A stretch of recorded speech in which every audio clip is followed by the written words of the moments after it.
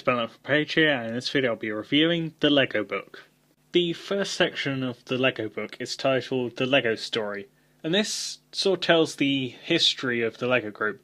I find that really interesting because there's a lot of different facts and just different bits of information that I previously didn't know, even though I'm quite a big Lego fan.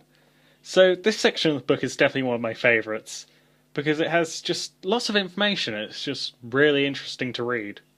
This page in particular is one that I find interesting, because it shows a toy car that the Lego Group made, which is like a normal standard toy car that's made of metal and plastic and stuff. But you see the case, it's actually made of like Lego system pieces, like there's studs on top. Like that's such a unique and weird thing that they did there. So technically you could display this car inside of a Lego build, which is definitely interesting to think about. But yeah, just such a weird item. And then on the next page along, there's this tractor, which is kind of like Lego, only without the studs. Like, you assemble it. And just in general, these two pages are definitely really interesting. This is another page that I really like in this book, because it shows the original patents for the Lego brick.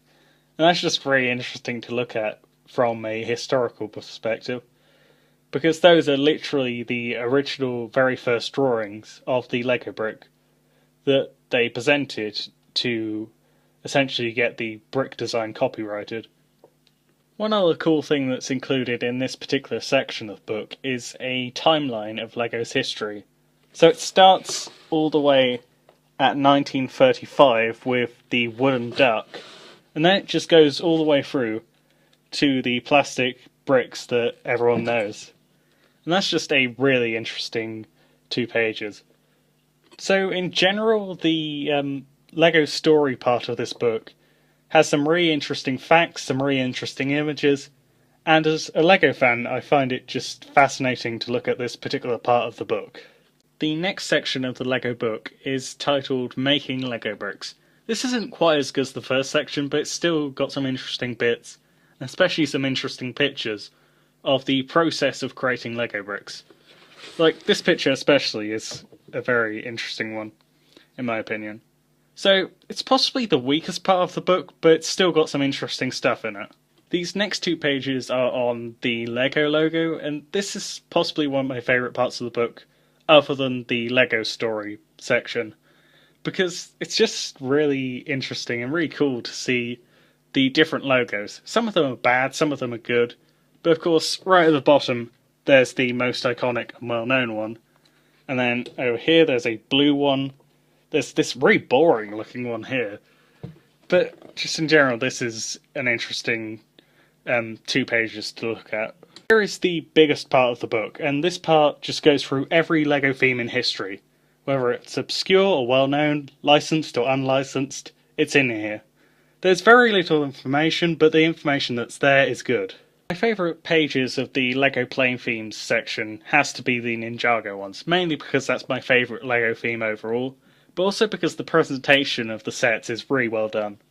One thing that I really like with this section of the book is the Sets to Remember page, because if you don't want to read all of the writing, and there is quite a bit, you can just look at the pictures of the best sets of a given theme. For example, here's Pirates, so there's the 2015 stuff, the 2008 stuff, the 4+ sets, and lots of classic sets as well. The next section is called A Lego World, and this just goes through various Legolands and various other Lego locations throughout the world. It's kind of a basic section, it's possibly the least interesting, but it's still a reasonably interesting read for the most part. After the A Lego World section has covered all of the Legoland parks, it also talks about Lego model builder specialists, and they're essentially people who build like really big Lego builds. I think officially for the company, although sometimes it might be unofficial. But this essentially goes through all the details of Lego model builder specialists, and also a few other bits of information, such as some information on the brick separators and the history of those, Also, I really like this page, which just shows a bunch of the creations they've built, such as this spaceman, this dinosaur head, and I think my favourite is probably that pharaoh right there, because that looks really cool. After that, there are a few pages that are on Lego brick art, and this just shows some really cool creations, like that, and that. Just in general, these 2 pages just have some amazing photos or builds, and just amazing things that LEGO fans have created. And this might be one of my favourite sections of the book, although it is kind of hard to decide with a book that's this good. The next section of the book is on fan builders, and that just shows a variety of MOCs. Most of the MOCs do look really good, although I do feel like some of them don't really deserve to be in the book. Not that they're bad, but just compared to some of the others, they're not as high quality. For example, this house down here, that's really basic. This just uses a bunch of stickers for its details. But then there are some like this, which are actually amazing. So it's a bit of a weird mix, but I guess perhaps that's deliberate to show that they're all different skill levels of builders. I'm not really sure, or maybe they just thought those looked better than they did. But either way, this is still a good page to show off some MOCs. The last few pages of this book are on LEGO ideas. I do kind of feel like it takes up too many pages, especially compared to the LEGO MOC section, but it's still a good section. I mean, there's the mech down there, there's the Ghostbusters set, which I own, and that's a really cool set. And this is in general a really cool section.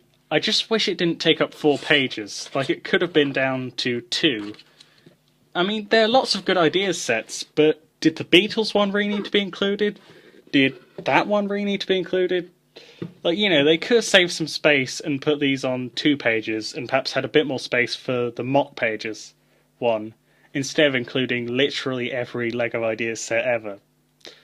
But that's just my opinion. I mean, it's still a good section, just didn't really need to be 4 pages. And that is it for most of the book. This is just the back cover. I really like how it has a image of the patent for the original LEGO bricks, because that's a nice image to finish with. Overall, the LEGO book is a really interesting and fascinating book that is really well presented, and in general it's just really great. I mean, there are a few minor complaints they would have about it, like the MOC section not being big enough, and a few other things, a few facts are wrong, but overall it's a really great book, and I would recommend it to any LEGO fan. The printing on the brick shows the patent for the LEGO brick. I really like how it looks like it's actually been drawn on there, even though it's printed on. It just looks really high quality, and it's a really cool print to have on a brick. If you enjoyed this review, don't forget to like and subscribe.